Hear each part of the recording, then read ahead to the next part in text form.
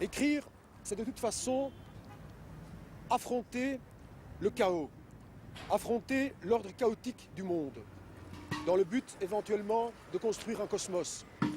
Écrire, c'est aussi plonger au fond de ses propres ténèbres, dans le but de ramener à la surface, dans le meilleur des cas, cristalliser dans la boue de l'abîme ce qu'on pourrait appeler des perles de réalité ou de minuscules éclats de vérité.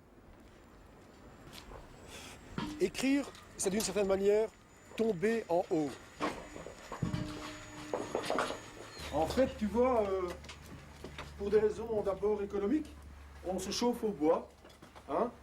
Bon, on peut peut-être dire que, compte tenu de toute une série de circonstances, de facteurs, il n'est peut-être pas si étonnant que ça, que le seul être sur le marché dont le travail soit rigoureusement non payé, c'est l'Aède, ou disons l'écrivain. D'ailleurs, ce n'est pas moi qui parle ici, c'est un personnage imaginaire dont le nom est Anatole Atlas.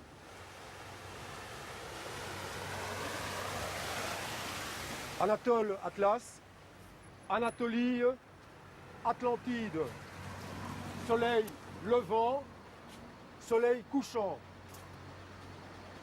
Nostalgie de l'unité perdue, utopie d'une unité à reconquérir.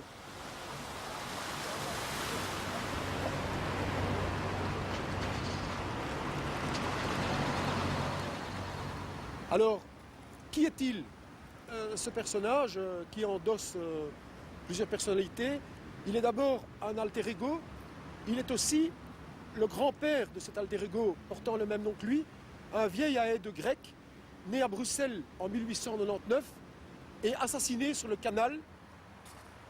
Le fait est que nous avons la chance de nous trouver ici au lieu, un lieu fatidique du roman. La question que pose ce roman est: quelle a été l'aventure de ce type qui a traversé à sa manière tous les tourments du siècle, et pourquoi se fait-il buter à 94 ans, ou plutôt, quelle est la logique inhérente à la société entière qui doit nécessairement aboutir à son exécution?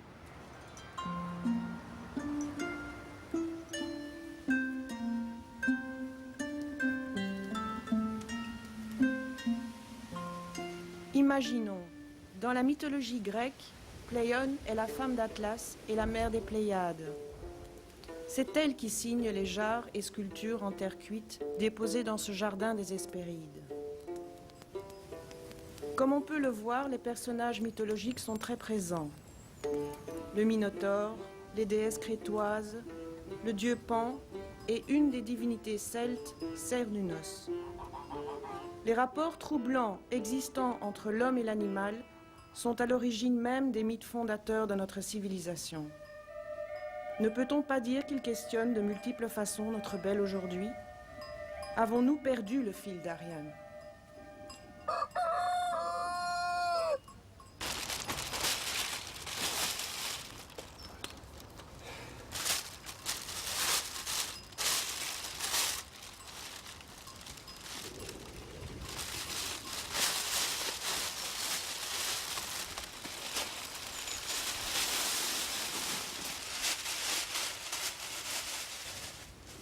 Mais tu vois, ça ce sont les déchets.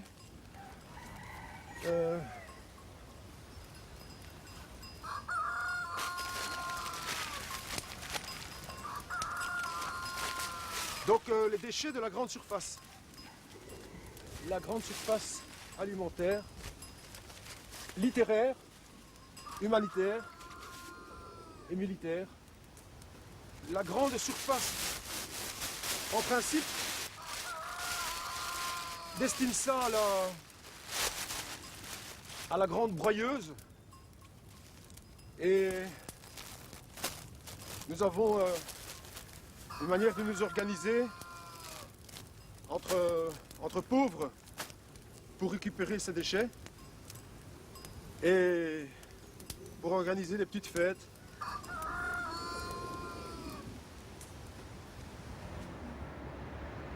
Si je peux me permettre de tenir ce langage, c'est parce qu'il se fait que j'ai vécu au cours de ces 30 dernières années hors de ce marché. Je ne veux pas dire par là que le marché, je ne connais pas. Au contraire, je connais trop bien. Je sais trop bien ce que signifie le fait de payer un paquet de frites. Mais il se fait que, en tant que mon être, en tant que marchandise sur ce marché, vaut moins qu'un paquet de frites. Donc, en tant qu'écrivain, je n'existe pas. Donc, je dois m'inventer. Et j'ai constaté dans le processus de cette auto-invention que je ne m'inventais pas moi seul, mais que je faisais surgir du néant des multitudes d'autres créatures, toutes aussi irréductibles à ce marché.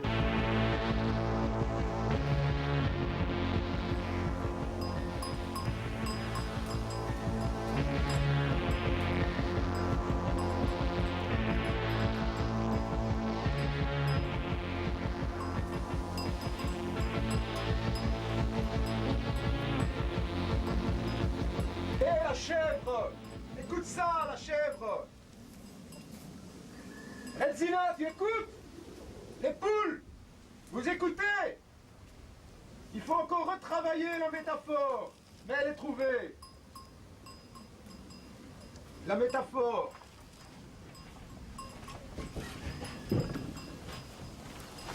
Les poules! La chèvre, écoutez ça! On parlait de la sève secrète, invisible, souterraine, qui relie tous les éléments du jardin. Mais n'y a-t-il pas aussi une sève secrète, invisible, souterraine, qui relie mystérieusement tous les êtres à travers toutes les générations? L'art, la littérature, pour parler d'elle, composent ainsi à mes yeux une sorte d'immense jardin où les arbres et les fleurs de tous les temps sont comme contemporains.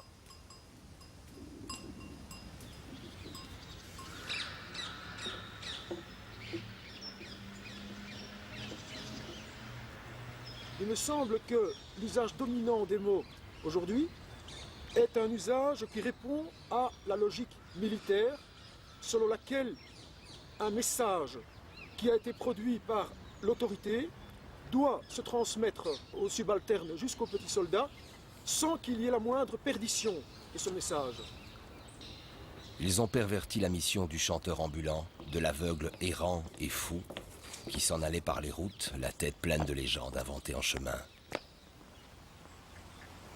Créer, n'est-ce pas vivre à cette frontière obscure, où nul rôle social ne peut se concevoir? Il ne doit pas y avoir, si on me permet l'expression, de friture sur la ligne, pour faire à nouveau référence aux fameuses frites. Il ne doit pas y avoir de dérapage. Il ne peut pas se perdre quoi que ce soit du message. Or, la question de la littérature, l'écriture véritable, est toujours affaire de dérapage. Il y a une remise en question nécessaire des mots par le monde et du monde par les mots. La phrase elle-même, n'importe quelle phrase, selon moi, doit être envisagée dans une sorte de sphéricité. Une phrase n'est pas quelque chose de linéaire. Et donc forcément, je suis obligé de me retrouver d'une certaine manière dans l'état d'esprit qui était celui de Faulkner, à qui on reprochait cette trop longue phrase, hein, et qui disait en rigolant qu'il avait toujours peur quand il écrivait une phrase de ne pas avoir pu tout y dire, hein, et donc de mourir sans avoir pu tout dire, donc sans avoir pu passer à la phrase suivante. Donc voilà comment par boutade peut répondre pour moi pratiquement le plus important romancier pour moi au monde du XXe siècle.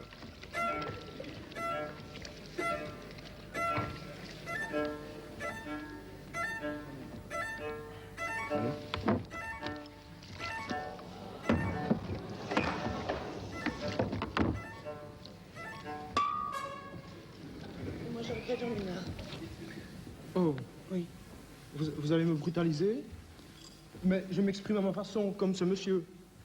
Est-ce que vous me comprenez? Oui, je vous comprends.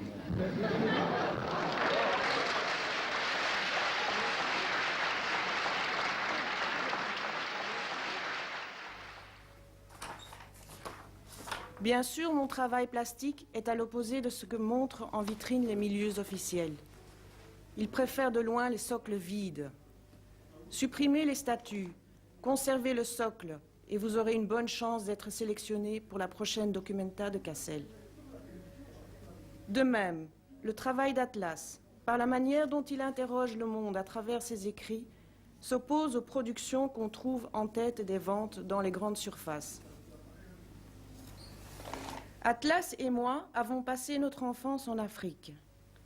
Un élément qui détermine certainement ce que nous sommes en tant qu'êtres et également un élément déterminant de notre rencontre.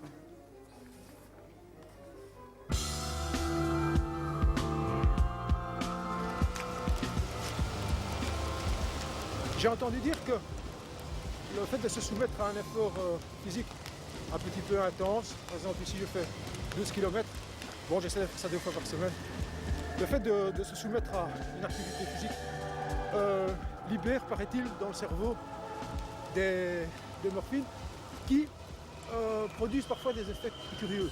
Par exemple, c'est pas une blague, il m'arrive en courant de ne plus savoir où je suis. Réellement, donc plus ça va, donc il y a une perception du temps qui se modifie et donc je me trouve alors dans la brousse africaine. Je suis donc maintenant, ici nous sommes dans la brousse africaine, ce qui nous amène évidemment aux origines. Donc les morphines font bien les choses, puisque de toute façon, toute forêt est notre territoire des origines, tous les êtres humains.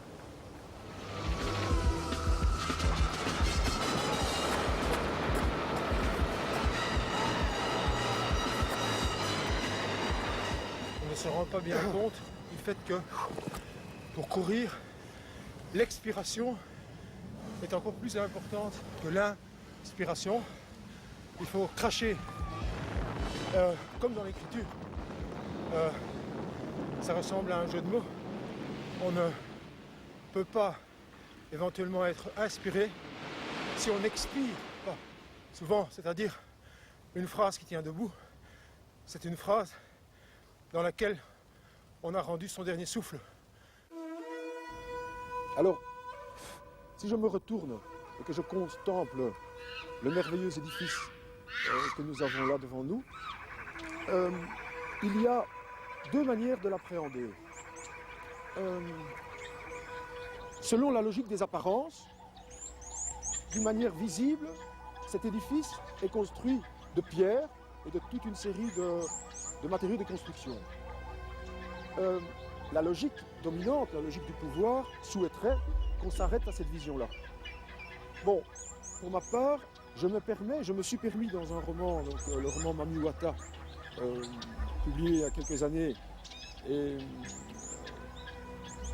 je me suis permis de voir l'essence de ce bâtiment constitué non pas de pierre et de matériaux de construction, mais constitué principalement par le sang des 10 millions de nègres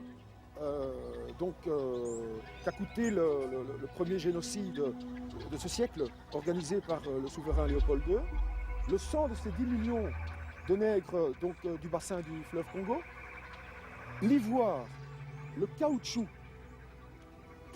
pillé dans la brousse africaine, qui sont à l'origine de la richesse matérielle de la Belgique au cours du XXe siècle.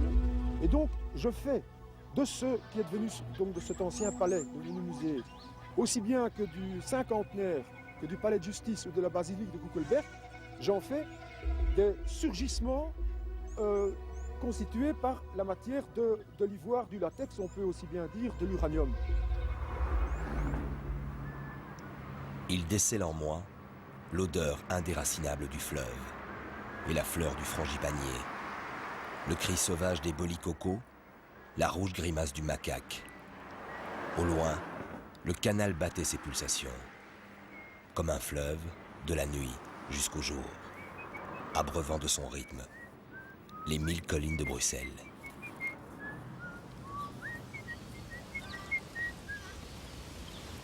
Il y a une très belle formule de Borghese qui est le jardin au sentier qui bifurque.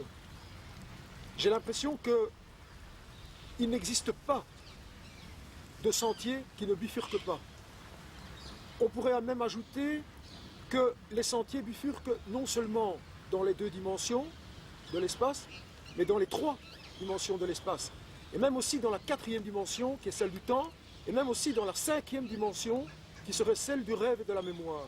Et c'est dans cette dimension-là, qui évidemment peut être appréhendée dans la mesure même où on envisage les choses de manière globale ou sphérique, que, effectivement, nous pouvons construire un roman. Précisément, nous sommes ici dans le parc de Tervuren. Eh bien oui, j'avais fait surgir la brousse africaine en plein cœur du parc de Tervuren, comme d'autre part, là-bas, sur ce continent, au bord de mon fleuve natal, au bord du fleuve Congo, eh bien, j'y avais amené le tram 44.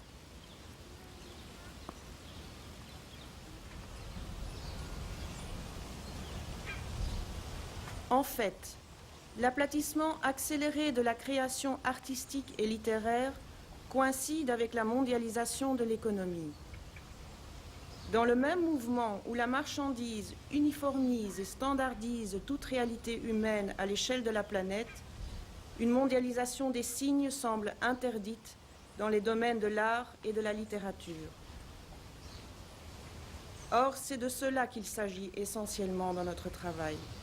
Une tentative, je dis bien une tentative, de mondialisation des signes. Mais qu'est-ce que vous voulez faire? Où je veux en venir. Oui, voilà. Oui. C'est la question, au fond, que les parents, les curés, les idéologues, les bureaucrates et les flics posent régulièrement aux gens comme moi, hein, Oui. qui se multiplient, quoi. Hein. Oui. Je peux vous répondre, je veux faire une chose, c'est la révolution. Oui. Vous voyez? Il est clair que, Écoutez. au moment où nous en sommes pour le moment, une de nos cibles préférées seront ces moments précis où des gens comme vous sont en train de venir, au fond, apporter à tous ces gens qui sont là la justification de leur misère quotidienne. Au fond, hein. C'est ça que vous faites, vous, hein? Ah, pas du tout. Ouais.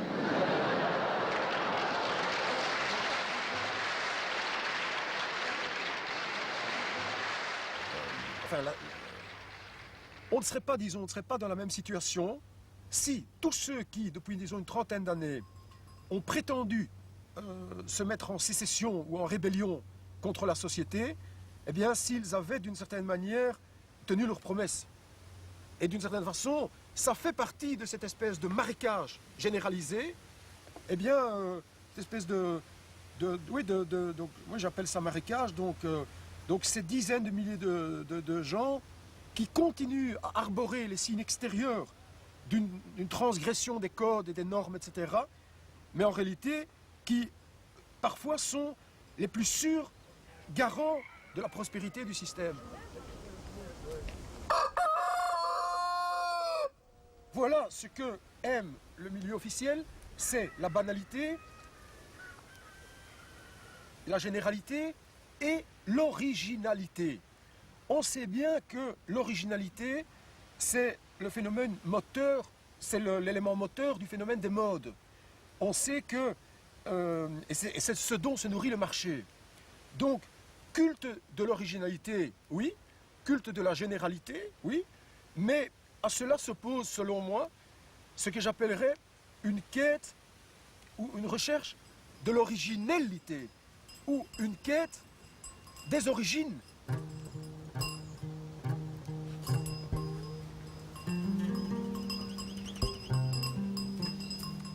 Puisque nous parlons des origines, je suis obligé de reconnaître que le travail d'écriture m'a fait opérer une recherche donc à la source qui m'amène à considérer que ma véritable famille intime, ma véritable famille originelle là-bas, donc, dans ce contexte d'enfance dans la colonie blanche au début des années 50, ma véritable famille originelle, oui, je peux le dire, c'est la boyesse africaine et le boy nègre. C'est-à-dire ces gens qui, par le milieu blanc, sont considérés dans une espèce d'état intermédiaire entre l'humanité et l'animalité, qui sont payés à peu près l'équivalent d'un pain par jour, et qui offrent aux petits-enfants blancs des initiations sur le plan humain que leur propre milieu ne peut pas leur accorder. Et donc ce qui m'a fait donc concevoir l'idée selon laquelle, oui, j'aurais tété, j'aurais bu au sein de la boyesse Rosalie, j'aurais donc tété le sein nègre, donc il m'aurait été inoculé d'une certaine façon la mémoire d'ancêtres inconnus.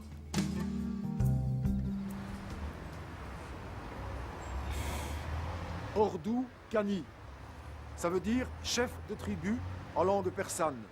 La Perse, berceau de la littérature.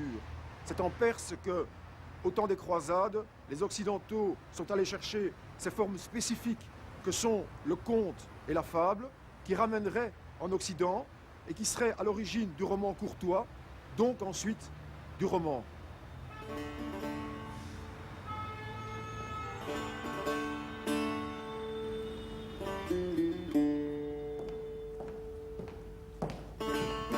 Salut Mamat. Salut Henri. Tu connais mon problème, ça fait des siècles que j'erre dans les rues de toutes sortes de villes et tu sais, on ne trouve nulle part un oasis pour voir quelque chose. Alors, comme toujours, c'est chez toi que je viens m'abreuver. Mais je t'en prie. Est-ce que éventuellement il te resterait un petit fond de thé rouge à la manière d'il y a 2000 ans? Bien sûr. C'est faisable? Bien sûr. Mamat? Oui, je t'en prie. شد مزین از قدوم میهمان کاشانه ام خانه ام فانوس و مهمان شمع و من پروانه ام. Tu es bienvenu chez moi, c'est-à-dire que de la lumière comme une bougie, je suis le papillon autour d'un bougie. Bien sûr que je t'offrirai le tien. Merci Mamat. Imagine 1000 personnes qui sont à un banquet. Eh bien, la situation, disons, du partage des richesses à l'échelle planétaire, aujourd'hui, elle ressemblerait à la situation de cette salle de banquet où il y aurait 1000 personnes, dont une aurait devant elle 500 assiettes, et dont à l'autre bout, 500 personnes auraient à se partager une assiette, avec entre les deux toute une gamme, tout un éventail intermédiaire. Et c'est évidemment cet éventail intermédiaire-là qui fait en sorte que les 500 qui ont à se partager une assiette ne puissent en aucune manière atteindre celui qui a devant lui 500 assiettes. Essaye d'imaginer la lignée de tes ancêtres. Donc, de qui est-ce que tu descends? Si tu envisages qu'il y a éventuellement 4 générations par siècle, 1000 personnes, ça te fait remonter à 25 000 ans. Donc, tous tes ancêtres, depuis ceux qui faisaient, par exemple, qui peignaient les grottes de Lascaux, donc depuis 25 000 ans, ça fait environ 1000 personnes.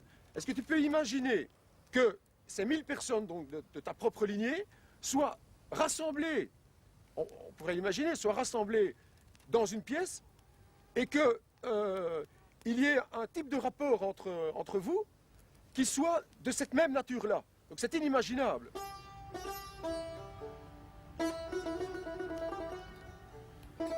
Sans blague, Mamad, qu'est-ce qu'on s'est fait la guerre, nous les Grecs et vous les Perses, au temps d'Alexandre le Grand? C'est d'ailleurs à cette époque que remontent les plus lointains ancêtres d'Anatole Atlas. Et c'est un immense bonheur pour moi d'être ici, de boire le thé avec toi, parce que c'est toi qui m'as fait comprendre que nous n'appartenons pas à une seule tribu, mais chacun d'entre nous, et c'est l'enjeu fondamental, c'est un des enjeux fondamentaux de la littérature, et de montrer que chacun d'entre nous, nous sommes les héritiers au moins d'une douzaine de tribus.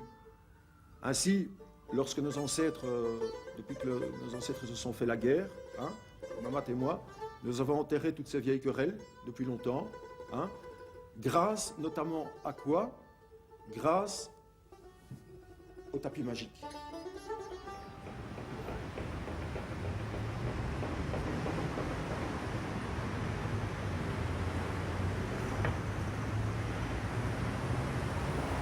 Jamais, durant la scolarité, je ne penserai à plus tard. Le seul destin honnête serait celui de Gueux, traduction de Simba, Bougnoul, engeance de Lumumba, fils de Satan et de Stan, et de Mamiwata. Mais à 8 ans déjà, j'étais un infirme mental, chassé du grand fleuve natal, en exil dans cette capitale.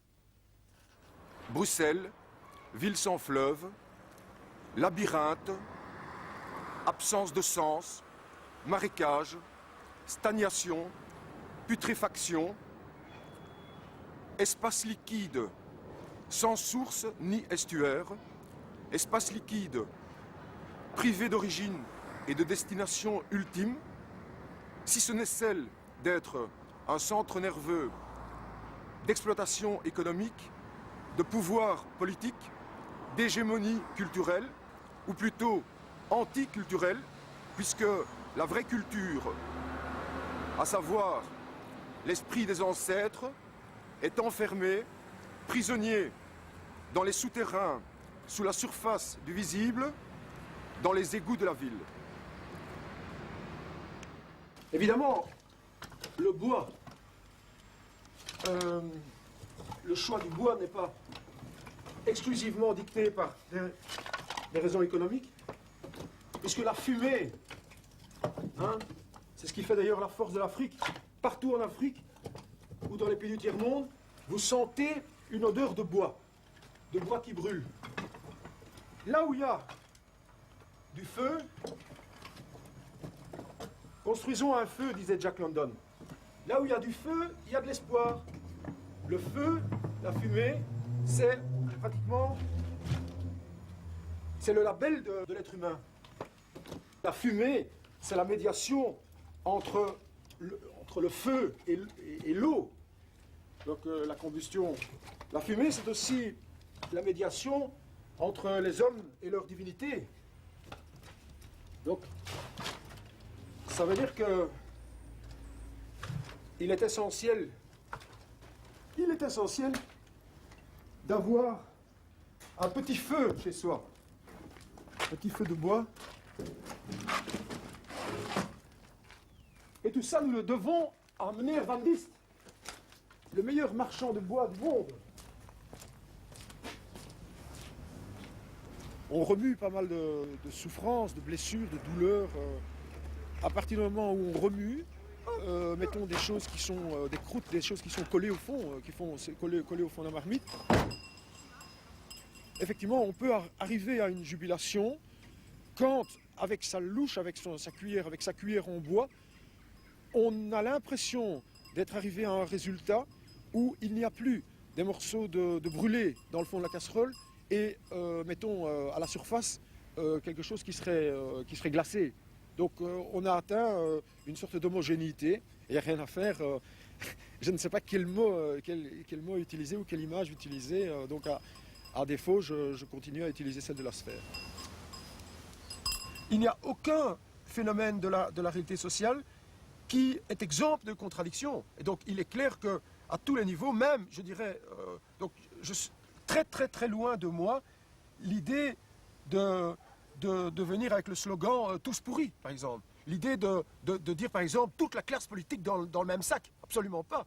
L'ensemble, même l'appareil d'État, même, je dirais, même au plus haut niveau, est traversé de contradictions. Et il serait absolument imbécile de considérer qu'il y a d'une part un monde officiel entièrement uniforme et homogène, auquel s'opposeraient soi-disant des milieux qui seraient soi-disant marginaux. Non, moi je connais à peu près dans tous les secteurs du monde officiel, je connais des gens dont je peux dire que c'est un bonheur pour moi qu'ils existent. Et s'ils n'étaient pas là, donc je parle ici du travail littéraire, s'il n'y avait pas certaines personnes, effectivement, dans les médias, s'il n'y avait pas certains journalistes S'il n'y avait pas certaines personnes aussi à l'université, s'il n'y avait pas certaines personnes même au ministère, eh bien ma situation serait, disons, bon, inimaginable, enfin elle serait encore plus catastrophique, enfin elle serait...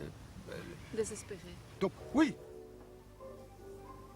En attendant, bien sûr, je m'estime évidemment le plus riche des êtres humains. Donc, puisque par le fait même que Pléion m'ait accueilli sous son toit, il est clair que je n'envie absolument personne. Donc, et donc, surtout, je ne me plains pas. Donc, mon discours ne relève en aucune manière du ressentiment. Du ressentiment qui est pour moi pratiquement, le ressentiment est pratiquement une forme complémentaire du renoncement. Ce sont deux aveux complémentaires de l'échec, l'un et l'autre. Donc, de faiblesse, donc de soumission définitive. Pénétrez au plus intime de la caverne, là où celle-ci vous transforme en nuage. C'était un désir né dans le sommeil des siècles antérieurs. La chair de ce sexe était une voix grave déchirée par l'appel d'une chanson lointaine. Et ce fut de ma part la profanation vengeresse et sauvage d'un antique mystère.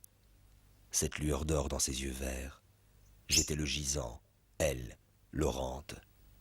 Dans la mesure où je ne dispose d'aucun moyen pour survivre dans ce monde, dans ce vilain monde, et que je dois entièrement la survie, le fait de survivre à un être féminin, je dirais que c'est une modeste manière de contribuer, disons, au moins à mes propres yeux, d'imaginer que je mérite d'être en vie, que d'écrire quelque chose qui lui plaise à elle, et qui par suite aussi, éventuellement, pourra plaire à d'autres lectrices, je dis bien oui, du genre féminin, parce que, effectivement, quand j'écris, un mauvais penchant m'incite de préférence, effectivement, à imaginer un lecteur féminin.